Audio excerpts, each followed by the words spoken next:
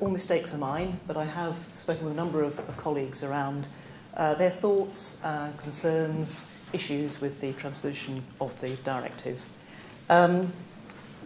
Academics themselves, most of them are pretty busy on other stuff, like where is the next grant going to come from? So I haven't had a great deal of detailed response from academics about their views on the current state of play with the directive. I think in general the flavour probably from the past is that they are supportive of the idea of levelling the playing field. They're certainly supportive of the idea of maintaining good welfare in the way it supports good science, and they would certainly support the idea of a reduction in bureaucracy. One or two comments about levelling of the playing field. One or two folks said, well, if it wasn't level under the previous directive, how are we going to be assured that it's going to be easier to level it under the new directive? And some have pointed to the current situation, say, with chicken welfare and housing in Europe, and what's going on there. Can we assure that that won't happen with laboratory animal welfare? So within academic establishments, I think there is generally a core of people who are quite well engaged in the process of understanding what's going on with the directive itself and what might happen with the implementation at a national level. Quite well engaged through professional bodies, the coalition with a small c or whatever it is. And I think there is a very good recognition there of the point that Judy makes about this balance between welfare, public confidence, good science, and perhaps there's a fourth leg on the stool here about efficient administration. On the ground, people are doing a bit of guessing. They're trying to prepare, look ahead, see what they think might come through in the actual proposals in the near future, identify what they think the main areas for change might be, and that is raising a few concerns. So one of the things that I've heard quite a lot of discussion about has been around training and competence. Very positive feedback about the themes of flexibility of training, flexibility of delivery of training, very positive things about portability of training. Some concerns around training officer. Is this going to be a role? Does it have to be a role, or are there multiple roles that can fulfill the requirement to assure training and competence? And a bit more on assessments of competence in a moment. Just a little word on portability. A couple of the other speakers have actually referred to very comprehensive training and competence databases, which are fantastic within the organisation they're actually being used in at the time. In academia, I can certainly think of a very recent example where we've experienced a bit of problem with something like this. We had a very able young chap come from a pharmaceutical company who has actually recently closed its animal facilities in the UK. And they archived their database at the same time. So when we asked for evidence of his training competence, the species he'd worked with, the number of times he had done particular procedures in the past, poor lad had to go writing to people in the United States to ask them to unarchive their database and give him an extract of the information that we were after. So I would put in a plea there to say when we're thinking about recording training and competence for individuals, we've got to make that portable as well. We've got to be able to come up with something where somebody moving jobs within a country or between countries within Europe is able to take with them some form of physical evidence of what they have done and what they're competent to do. So, assessment of competence. In association with this possible role of training officer, one of the concerns I've heard there is who's going to be assessing what? How different might it be from now, where the primary responsibility is really with the project licence holder to make certain that supervision is given until competent. Now, as it's before lunch, I thought you might forgive me a slightly light-hearted look at assessment of competence.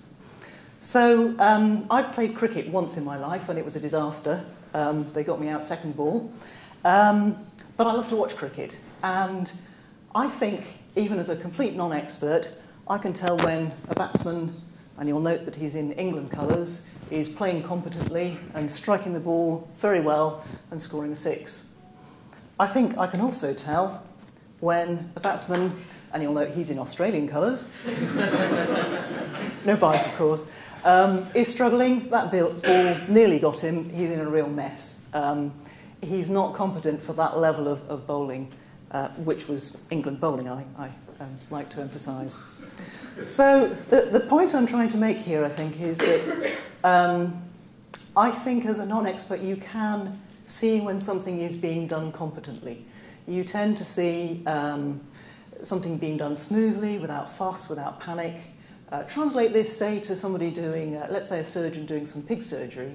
You'd expect them to be operating smoothly, not flapping, not shouting at their staff around them. You'd expect, in terms of outcomes, to see very little blood in the operating field. You'd expect to see after that a well-sutured wound, good healing of that wound, and a comfortable pig in the post-operative period. So I have heard a lot of concern about this area. I'm not sure it's really justified, that concern. I think if we concentrate on outcomes, try and define the outcomes that we're looking for in competence, we'll be okay. Another area of concern, and other speakers have touched on this already today, is the code of practice.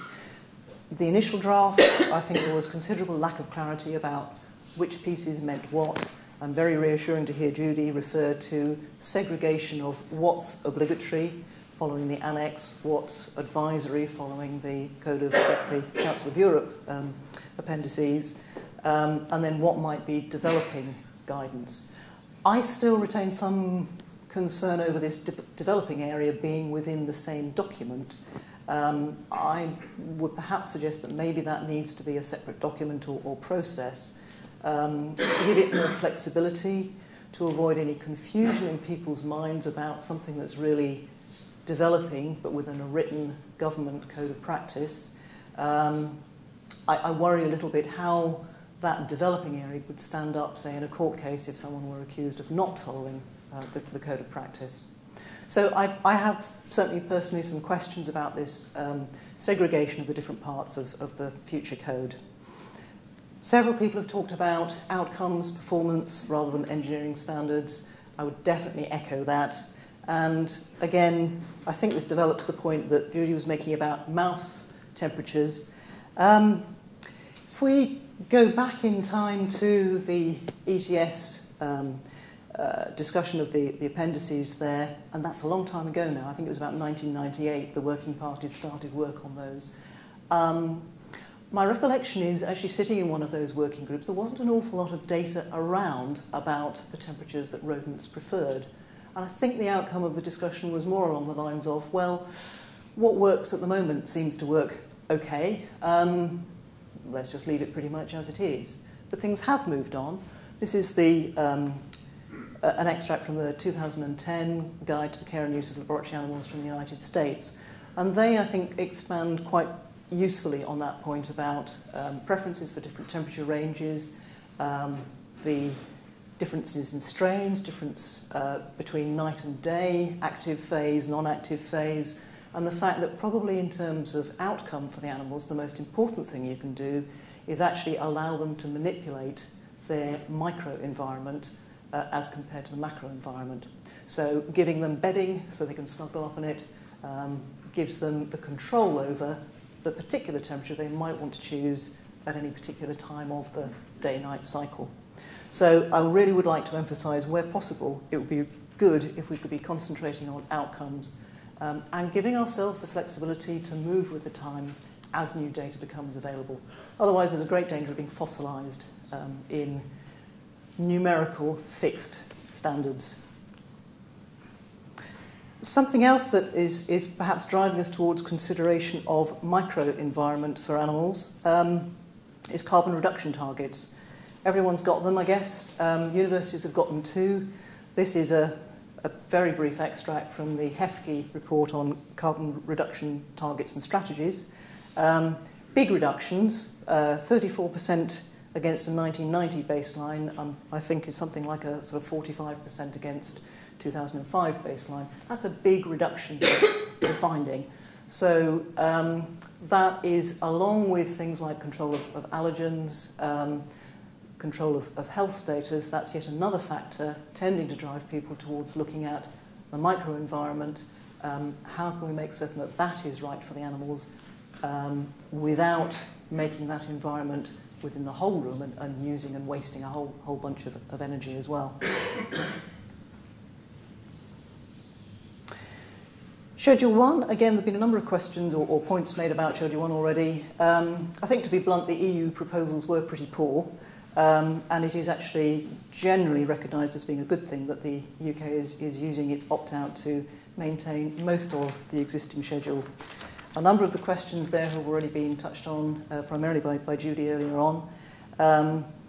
I'd like to just highlight the argon for pigs bit, because quite a lot of research was done at Bristol about the use of argon for killing pigs for meat purposes. And it, unlike in many other species, it did actually look like it was quite a decent method. The pigs didn't seem to find it aversive. So I'd like to keep a plea there for that one to be considered further. The Animal Welfare Body, again, several speakers have referred to this one already. My sense is that most establishments are saying what we have now with the ERP is good, it works for us, we've evolved it over many years to actually be fit for purpose. There are some establishments, I think, expressing concern that that role might be diluted by the more limited obligatory content, if you like, of the Animal Welfare Body. But I see nothing, and I've heard nothing, to suggest that establishments shouldn't continue to do what they're doing if it works for them. There's no reason why they can't do more than or have more people than is actually specified within the directive. Other than whether there's some sort of internal pressure elsewhere in their establishment that pushes them to do less, to have less people involved. Now, I don't know whether that's ever going to be a real pressure or whether it's just a perception or a seeing problems in the shadows type of issue. But I wonder again whether we should focus on outcomes. What is it that we want animal welfare bodies to achieve? That's quite clearly specified. I'm not sure you can achieve all of that without actually having quite a wide range of skills and expertise and opinions involved in your animal welfare body.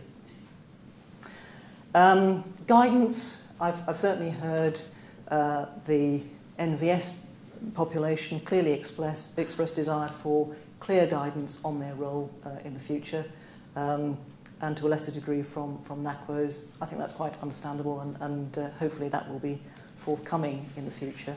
I'm not sure that there are any major pressures for changing their roles, but as ever, people like clarity. Licenses. Yes, we've heard about the likelihood of simplification, the opportunity to simplify particularly personal licenses, I would say, is likely to be generally well received. And I do think there's a really good opportunity to tie this through to training and competency, as several others have said. And if you look at a sort of driving licence analogy, you don't get much detail on a driving licence. The paperwork itself is pretty much automatically, a provisional licence is pretty much automatically handed out. It's really down to receiving enough and appropriate training to pass the test, and then it's all about monitoring your competence in use thereafter. So I think there are some useful analogies there that we could follow through in the personal licence side of things, rather than having masses of detail which you're more and more likely to trip over the more detail there is on a personal licence for all sorts of reasons, and which doesn't really drive your competence and ability to do the work with animals effectively. I'm going to finish there in terms of slides. I've just got one plea that I wanted to add, which I think is relatively specific to academia, which is around section 24 of ASPA. Being public bodies, we are open to a number of freedom of information requests. Certainly at Bristol, we're getting a steady stream of requests. And if nothing else, we would dearly like to see clarity over Section 24 and whether we are at liberty, if we wish, to release big chunks of licenses when requested through freedom of information requests. I guess it doesn't apply to CROs and pharmaceutical companies, but it really does apply to us. The sooner we can clarify that, I think, the happier a lot of people in academia will be.